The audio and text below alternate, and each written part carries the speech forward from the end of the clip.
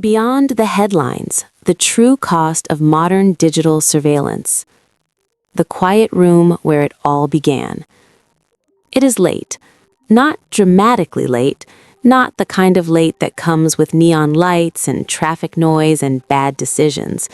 This is the other kind of late, the kind where the world feels paused. Outside, the streetlights hum softly, casting long shadows on empty sidewalks. Somewhere, a refrigerator clicks on. A phone screen glows in the dark. You are not doing anything particularly suspicious. You are just there, scrolling, watching, letting time dissolve. And yet, in this quiet moment, more is happening than you can see. Every pause of your thumb, every second your eyes linger on an image, every hesitation before you close an app, all of it is noticed, logged, compared, stored. Not by a single watcher in a dark room, but by systems so large and so automatic that no one is truly in charge anymore, which, as history repeatedly teaches us, is when things usually get interesting. And by interesting, I mean deeply uncomfortable. This story is not really about villains twirling mustaches or secret agents whispering into sleeves. It is about something far more mundane and therefore far more powerful. It is about infrastructure, about incentives, about convenience, about the quiet trade we all made without reading the fine print, because, of course, nobody reads the fine print, as if that could ever go wrong. When people talk about digital surveillance, they usually start with privacy. Who is watching, what they know, whether our data is being collected. That conversation matters, but it barely scratches the surface, because the true cost of modern surveillance is not just about being seen, it is about being shaped, nudged, sorted, predicted, and occasionally discarded. To understand how we arrived here, we need to slow down, way down, because surveillance did not burst into our lives fully formed. It crept in, one helpful feature at a time, wearing the friendly face of progress. Before the internet, surveillance was loud, obvious. A man in a trench coat, a wiretap that required actual wires, paper files in metal cabinets that smelled faintly of dust and bureaucracy. Surveillance took effort, which meant it was expensive, limited, and usually targeted. Governments watched suspects. Corporations watched competitors. Most people lived their lives without assuming they were constantly observed, because they generally were not. Then came the computers. Big at first, room-sized machines humming behind locked doors. They were built to calculate, to organize, to reduce human error. In the mid-20th century, governments fell in love with them for census data, tax records, military logistics. Businesses loved them for payroll and inventory. Information became easier to store, easier to copy, and crucially, easier to combine. This was the first quiet shift. Data that once lived in separate silos could now be merged. Names with addresses, addresses with purchases, purchases with habits, habits with probabilities. No one called this surveillance yet. It was just efficiency, progress, modernity doing what modernity does best. The internet accelerated everything. At first, it felt like freedom, a decentralized network, a place without borders. People spoke in hopeful tones about digital frontiers and global villages. You could talk to strangers across oceans. You could publish without permission. You could be anyone. And for a brief moment, it really did feel like the system tilted toward the individual. But systems always tilt back. As the web grew, it became crowded, chaotic, hard to navigate. Search engines emerged as guides. Social networks appeared as gathering places. Platforms offered convenience in exchange for structure. Structure, it turned out, required observation. You cannot optimize what you do not measure. You cannot personalize without profiles. You cannot sell targeted advertising without knowing who is most likely to click, buy, linger, or leave. This is where surveillance stopped being something done to people and became something built into the environment itself. Cookies tracked movement across websites. Algorithms learned preferences faster than users could articulate them. Smartphones turned pockets into sensor hubs, quietly collecting location data, motion data, biometric data, not because someone demanded it, but because the apps worked better that way. Maps needed your location, fitness trackers needed your heartbeat, cameras needed access to your face, and each permission felt small, harmless, necessary. After all, what was the alternative? Getting lost? Missing out? Being inconvenient? By the early 2010s, a new economic reality had settled in. Data was not a byproduct anymore, it was the product. Personal information became the raw material of the digital age, extracted, refined, and traded at scales previously unimaginable. Entire business models revolved around predicting human behavior, not reacting to it, predicting it. And prediction, as it turns out, is power. This is where the story takes a darker turn. Not suddenly, not dramatically, just gradually enough that most people didn't notice. Because when surveillance works best, it doesn't feel like surveillance at all. It feels like relevance, like convenience, like the system understands you. You search for something once, and suddenly it follows you everywhere. You pause on a video for a half-second longer than usual, and your feed quietly reshapes itself around that hesitation.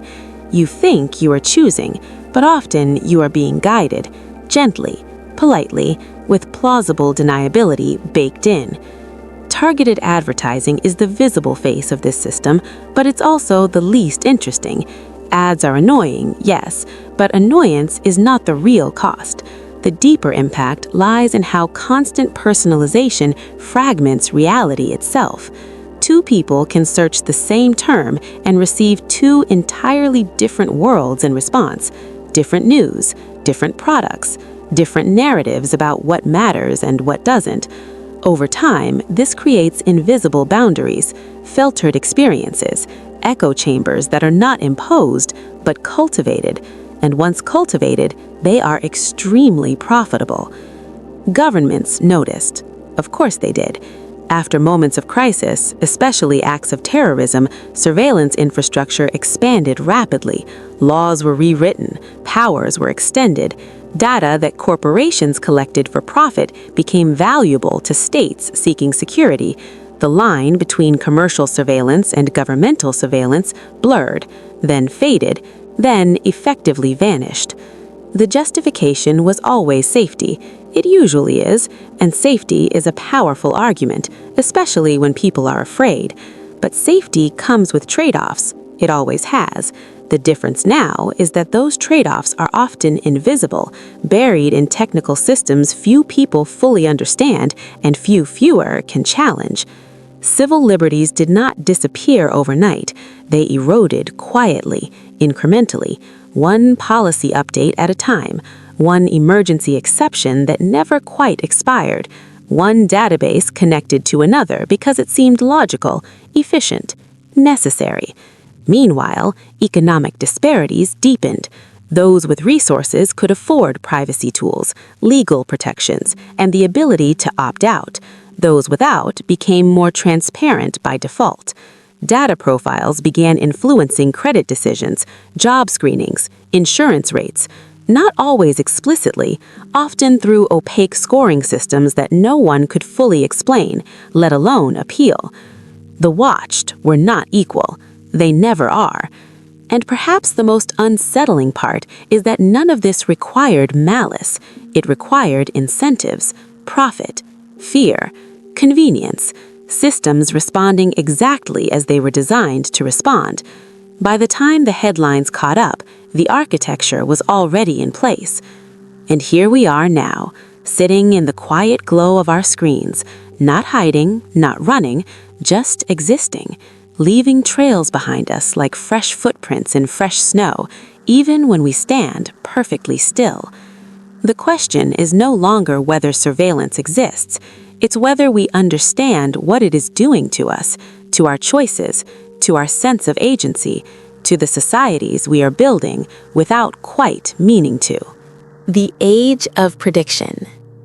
The room has not changed much since we last left it. The light is still low. The air still feels heavy with that quiet late-night stillness where thoughts move more slowly, like they are wading through water. But something has shifted. You might not feel it yet, and that is the point. This is not the kind of change that announces itself. It settles in, softly, comfortably, like a chair you did not realize you were being guided toward until you were already sitting. By the mid-2010s, digital surveillance had matured, not in the sense that it became wiser or more ethical, but in the sense that it became more confident, more precise, less curious about what you were doing, and far more interested in what you were going to do next. This was the turning point, the moment when observation gave way to anticipation. Prediction is a strange thing. On the surface, it feels harmless. Weather forecasts, traffic estimates, movie recommendations. But when prediction turns inward, when it focuses on human behavior itself, it stops being descriptive and starts becoming directive. Because once a system can reliably guess what you might do, it can also begin to shape the conditions around you so that you do exactly that. This did not begin as some grand social experiment. It began as marketing, always marketing. Advertisers have always wanted to know what people want before they ask for it. In earlier eras, this meant focus groups and surveys and vague demographic categories that lumped millions of people together based on age, income, or postal code. It was crude, inefficient, expensive. Digital systems promised something better: individual profiles, real-time feedback, continuous learning. Instead of guessing what a group might like, you could know what a specific person was likely to respond to at a specific moment, not who they said they were, who they behaved like. Clicks mattered more than words. Time spent mattered more than intent. Hesitation mattered more than certainty. Slowly, quietly, a new kind of map was drawn, not of geography, but of psychology. Fear responses, desire loops, habit formation, emotional triggers. These were not moral categories, they were variables, and variables exist to be optimized. This is where the language changed. Platforms stopped talking about users and started talking about engagement, retention, stickiness, growth curves that rose smoothly upward, reassuring investors that attention could be captured, measured, and monetized at scale. What was being sold was not just space for advertisements, but access to moments of vulnerability, the brief seconds when a person was bored, lonely, angry, curious, or unsure. Those moments turned out to be extremely valuable. The algorithms learned quickly. They had to. They were fed oceans of data every second, not just what people clicked, but when, where, after seeing what else, in what emotional context inferred from past behavior and present patterns. Over time, these systems became eerily good at recognizing you, not your name or face necessarily, but your rhythms, your timing, your tendencies. And here's the uncomfortable part. They often knew you better than you knew yourself. Not because they were smarter, but because they never forgot. They did not get tired. They did not reinterpret the past to protect their ego. They simply accumulated evidence and adjusted probabilities. If you tended to watch certain kinds of content late at night, if your purchasing behavior shifted when you were stressed, if you were more likely to engage with outrage than calm explanations, the system noticed. The system remembered. Then it began to act on that knowledge. Feeds stopped being chronological and started being curated, not curated by humans with editorial judgment, but by models trained to maximize engagement above all else. Content that provoked strong reactions was rewarded. Content that held attention longer was amplified. Nuance struggled. Extremes thrived. Not because anyone sat down and decided that polarization was desirable, but because polarization worked, as if that could ever go wrong. This was the moment when surveillance crossed a psychological threshold. It was no longer just watching behavior, it was reinforcing it, creating feedback loops that nudged people toward more predictable patterns. Over time, those patterns hardened. Habits became identities. Preferences became affiliations. Affiliations became divisions. People did not just receive different advertisements, they began to inhabit different realities. Two neighbors could scroll through the same platform and emerge with entirely different impressions of the world, different fears, different enemies, different senses of what was normal or acceptable. The system did not care which version was true. Truth was not the metric. Engagement was. And engagement favored whatever kept people coming back. Governments watched this unfold with a mix of concern and opportunity. On one hand, misinformation spread faster than traditional institutions could respond. On the other, the same tools that shaped consumer behavior could shape public opinion. Messaging could be tested, refined, and deployed with surgical precision, not broadcast to everyone, but delivered to exactly the right audience at exactly the right moment. Politics adapted. Campaigns became data operations. Voters became segments. Messages became experiments. What worked was kept. What did not was discarded. Democracy, once imagined as a shared conversation, increasingly resembled a series of parallel monologues, each tailored to confirm what the listener already believed. And through it all, the data kept flowing. From phones, from browsers, from smart devices quietly listening, measuring, optimizing.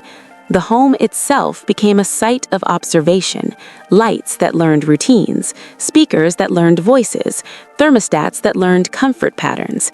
Each innovation made life smoother, easier, more efficient, and each one added another layer to the profile. Consent existed, technically, buried in long documents written in a language no one speaks fluently. Click agree or leave, participate or disappear, freedom through compliance. Meanwhile, economic consequences deepened. Prediction systems began influencing who saw job listings, who received loan offers, who was flagged as risky. These decisions were rarely framed as surveillance. They were framed as automation, objectivity, data-driven decision-making, because numbers feel neutral, even when they're built on historical bias and incomplete information. If the system predicted you were less likely to succeed, opportunities quietly vanished, not because someone judged you, but because the model suggested it was efficient to invest elsewhere. No explanation, no appeal, just absence. This is one of the hidden costs of surveillance. When systems decide in advance what you are likely to become, they also decide what you are unlikely to be offered. Futures narrow, paths close before they are ever visible. And still, most people did not resist. How could they?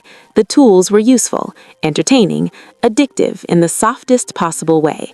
Surveillance did not feel like control, it felt like familiarity, like being known, like the system cared. But caring in this context was just another optimization strategy. By the end of the decade, prediction became normal, expected, even comforting. People joked about their phones listening to them, half amused, half uneasy.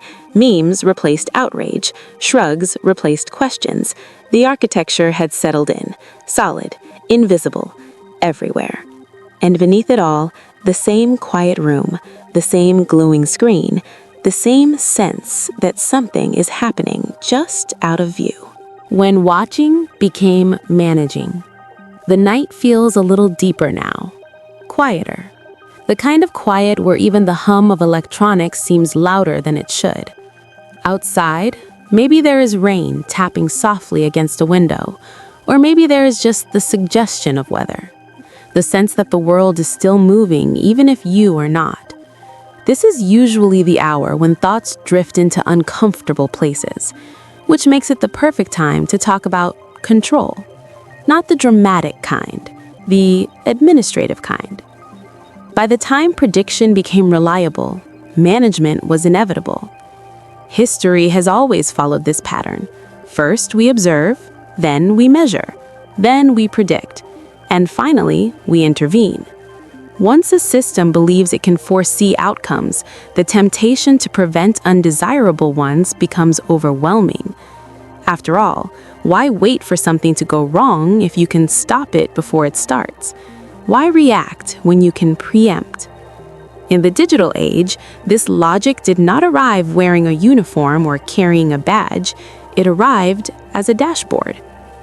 Governments around the world began integrating digital surveillance into everyday administration, not always openly, often under the language of efficiency, modernization, and safety.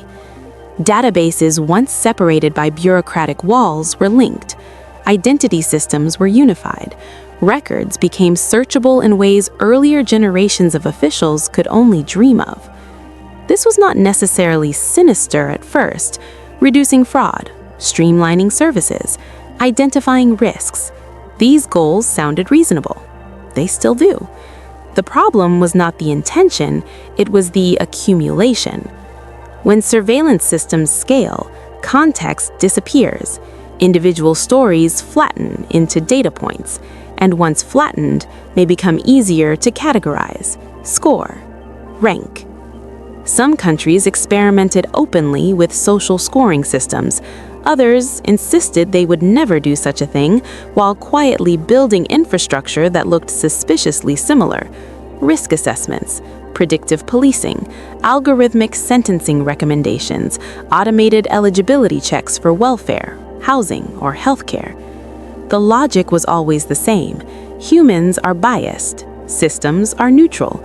Let the data decide. Except data is history frozen in code, and history has opinions. Predictive policing tools, trained on decades of crime data, sent more patrols to neighborhoods that had always been heavily policed. More patrols produced more recorded incidents. More incidents reinforced the model's confidence. A perfect loop, self-justifying, self-perpetuating. No single decision-maker to blame, just a system doing exactly what it was designed to do. Citizens became risk profiles, potential outcomes, probabilities to be managed. This is where surveillance quietly reshaped the relationship between people and power, not through fear, but through normalization. Being monitored was no longer exceptional. It was procedural, routine, part of the background hum of modern life. And when something is routine, resistance feels strange. Workplaces adopted monitoring software in the name of productivity, keystrokes logged, screens captured, activity scored, especially during remote work when trust was replaced with telemetry. The message was subtle but clear. Presence mattered less than measurable output. If you were not visible to the system, you effectively did not exist. Education followed. Learning platforms tracked attention, participation, even emotional engagement through cameras and sensors. Students became data sets. Curiosity became a metric. Deviations flagged not as individuality, but as potential problems to be corrected. Children grew up under observation as the default condition, never fully unrecorded, never fully unmeasured. A generation for whom being watched was not a violation, but a fact of life. And facts of life are rarely questioned. At the border, surveillance became even more explicit. Biometrics replaced documents, faces replaced names, movement patterns replaced stories. Automated systems decided who looked trustworthy, who needed extra screening, who should wait longer. Appeals were difficult, explanations rare. The machine had spoken. This is one of the most important shifts of the modern era. Authority became less personal and more procedural. You were not being judged by a person who could be reasoned with, persuaded, or confronted. You were being assessed by a system that did not care how you felt about the outcome. It was not cruel, it was indifferent, which, historically speaking, has often been worse. The economic consequences continued to widen. Those who fit neatly into predictive models moved smoothly through systems, credit approved, applications processed, access granted. Those who did not were slowed, questioned, denied, not because they had done anything wrong, but because they were statistically inconvenient.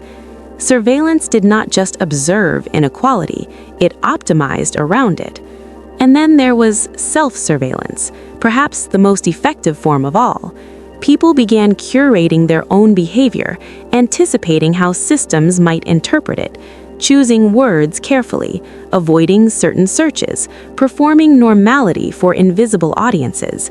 The panopticon no longer needed guards. The watched learned to watch themselves. Freedom narrowed, not through prohibition, but through anticipation, the sense that every action might be logged, analyzed, and remembered forever. Mistakes stopped feeling temporary. Youth stopped feeling forgiving. This is the psychological cost no dashboard can measure. Through all of this, the language remained calm, technical, reassuring. Terms like compliance, optimization, safety, and risk management filled policy documents. Rarely did anyone talk about power, about who controlled the systems, about who benefited when decisions became automated and accountability became diffuse. Because asking those questions made people uncomfortable, and discomfort, as the algorithms had long since learned, reduces engagement. By now, surveillance was no longer just watching, it was guiding, constraining, managing, not in dramatic gestures, but in thousands of small, invisible decisions that shaped lives in aggregate. And still, the room remains quiet, the screen still glows, the systems still hum. The uneven weight of being watched. The night stretches on. Hours blur together in that soft, floating way that only happens when sleep refuses to arrive. Somewhere far away, a city is waking up, while another is going to bed. Time zones slide past each other like ships in the dark. Data moves faster than all of them.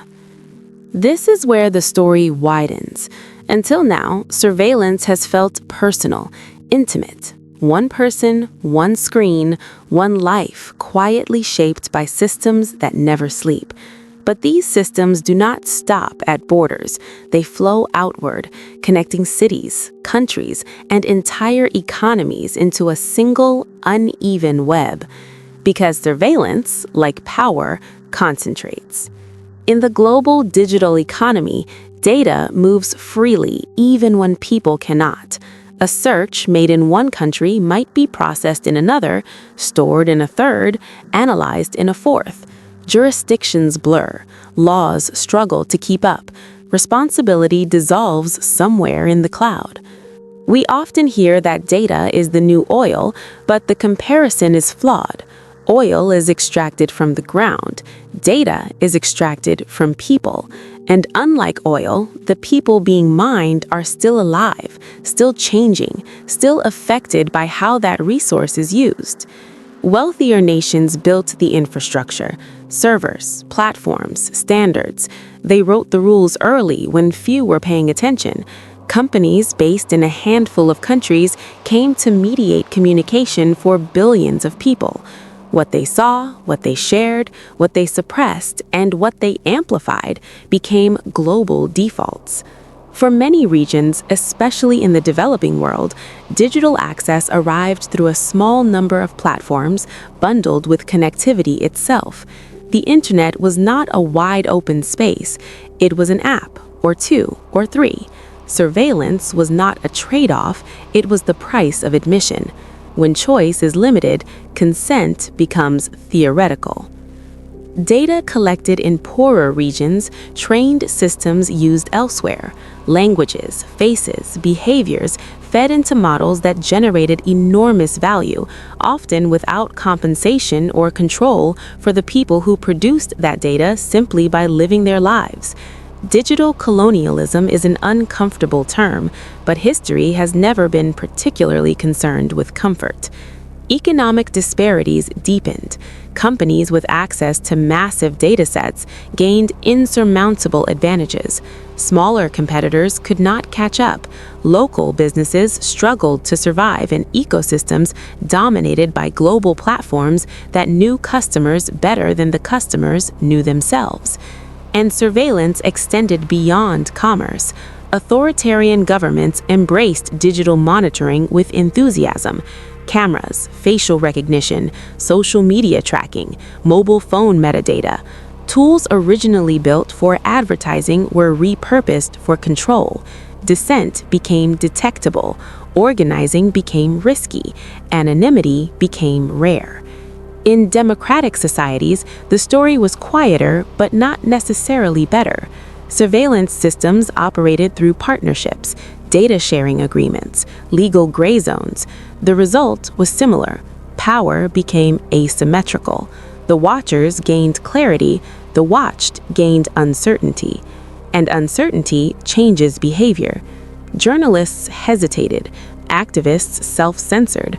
Ordinary people avoided topics that felt risky without being able to explain exactly why. This is the chilling effect historians recognize well. It does not announce itself with arrests or bans. It shows up as silence, as absence, as conversations that never quite happen. The cultural impact ran deep. When people know they are being observed, even indirectly, they perform. Authenticity becomes costly. Conformity becomes safer. Over time, this reshapes norms. What is acceptable narrows. What is visible becomes what is valued. Surveillance does not just record culture, it edits it. Meanwhile, those with resources adapted. Encrypted messaging, privacy tools, legal representation, the ability to disappear when necessary. Surveillance became yet another axis of inequality, transparency for the many, opacity for the few. And perhaps most quietly of all, surveillance began influencing how societies imagine the future. Predictive systems trained on past data tend to reproduce past patterns. Innovation that does not fit the model struggles to surface. Risk-taking becomes algorithmically discouraged. The future becomes an echo of the past, optimized but uninspired. At this scale, the cost of surveillance is no longer just personal, it is civilizational. It affects how societies govern, how economies grow, how cultures evolve, and it does so without fanfare, without votes, without clear moments of decision. History usually gives us turning points, revolutions, reforms, collapses. This story offers something stranger, a continuous drift, a gradual narrowing, a world where fewer and fewer people decide and more systems quietly execute. Still, the night goes on, and history, stubborn as ever, reminds us that no system remains unquestioned forever. When the system began to feel the stare back. The night is thinner now. Not lighter exactly, but stretched. The kind of hour where your thoughts start looping, replaying earlier ideas from slightly different angles. Outside, the world keeps doing what it always does. Cars pass, servers hum. Somewhere, an automated system refreshes a dashboard no human is actively watching. This is usually where history surprises us, not with a dramatic reversal, but with friction, with people pushing back just enough to remind the system that it is not invisible after all. For a long time, digital surveillance advanced faster than public understanding. The technology was complex, the incentives were opaque, and the consequences were diffuse. It was difficult to point to a single moment and say, this is where it went too far, which is exactly why it went so far. Then came the leaks. Not the first ones. Those were dismissed as technical misunderstandings or isolated abuses. But eventually, documents surfaced that painted a fuller picture. Programs operating at vast scale, data collected in bulk not because it was needed, but because it might be useful someday. The logic was simple. Storage was cheap, processing power was abundant. Why not keep everything? Public reaction followed a familiar arc. Shock, anger, fatigue, acceptance. Some demanded reform. Others shrugged and said they had nothing to hide, a phrase historians always note because it tends to age poorly. Legal systems responded unevenly. Courts struggled to apply analog laws to digital realities. What constituted a search? What counted as consent? Whether metadata was meaningfully different from content. Each decision felt like a patch, not a solution. Regulations emerged, privacy frameworks, data protection rules, requirements for disclosure and consent. On paper, they looked significant. In practice, they often shifted responsibility onto individuals, asking them to manage risks they could not reasonably assess. Click here, opt out there, adjust settings buried 3 menus deep. Choice existed, control did not. Some companies adapted. Others complied minimally. Fines became a cost of doing business. The underlying business model remained intact. Collect data, analyze behavior, optimize outcomes. Regulation slowed the machine, but did not change its direction. Culturally, something else began to happen. People became more aware, but also more resigned. Surveillance fatigue set in. Outrage requires energy, and energy is finite. When every service depends on data collection, refusal becomes exhausting. Privacy became a niche interest, a luxury, something for people with time, knowledge, and resources. Still, resistance did not disappear. It changed form. Encryption spread. Decentralized platforms gained small but devoted followings. Journalists and researchers exposed algorithmic bias. Artists and writers explored themes of digital control and loss of agency. Culture, as it often does, found ways to say what policy could not.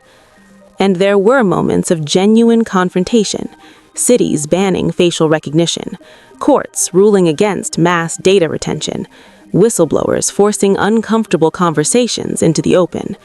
These were not victories in the traditional sense, but they were interruptions, proof that the system could be questioned. Perhaps the most significant shift was psychological. People began to realize that surveillance was not just about privacy, but about power, about who gets to define normal, about who benefits from prediction and who is constrained by it.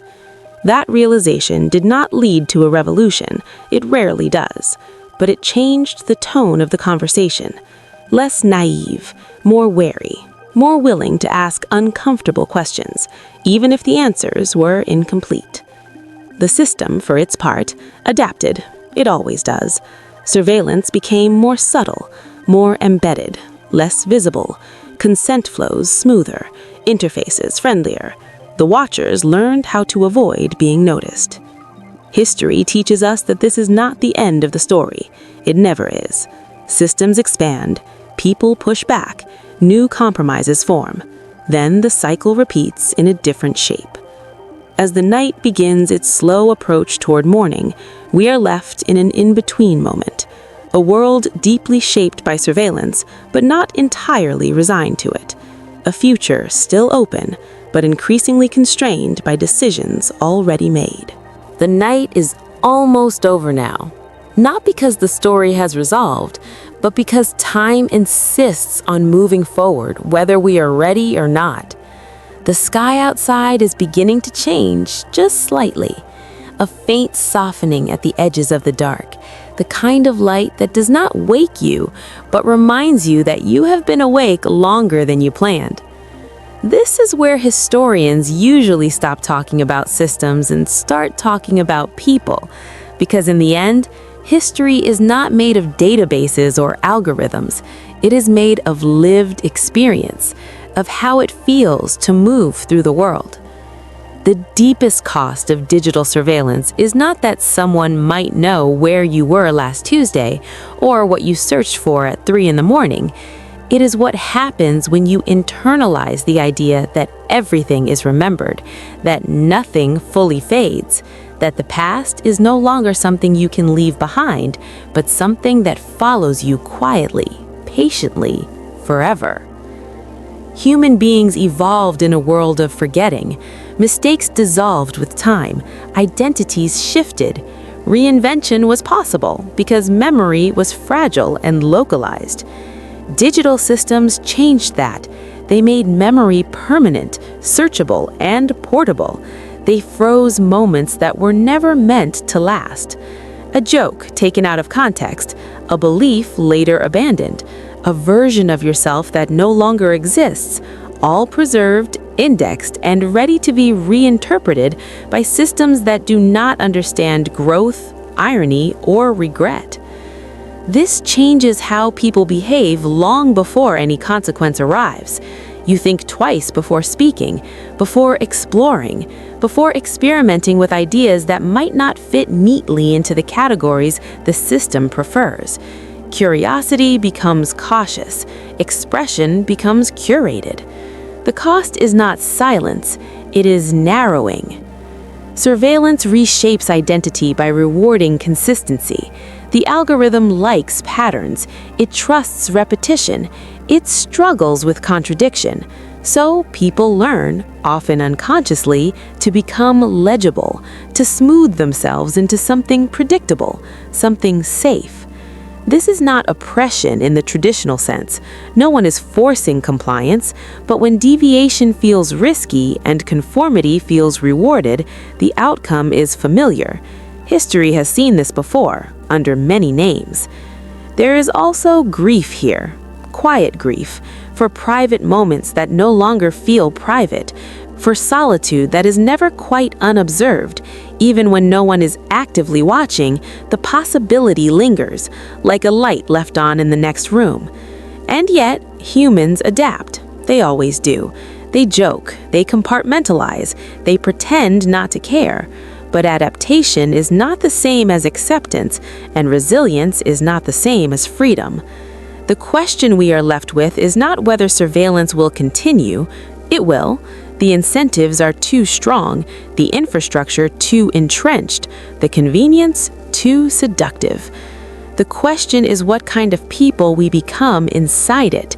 Will we remember that systems are built, not inevitable, that predictions are probabilities, not destinies, that being measurable is not the same as being understood? History offers no clean ending here, only a reminder. Every era believes its systems are permanent. Every era is eventually proven wrong. As the light finally creeps into the room and the screen dims, there is one small comfort. Awareness changes things. Slowly, imperfectly, but it does. Surveillance thrives on invisibility, on being background noise, on not being noticed.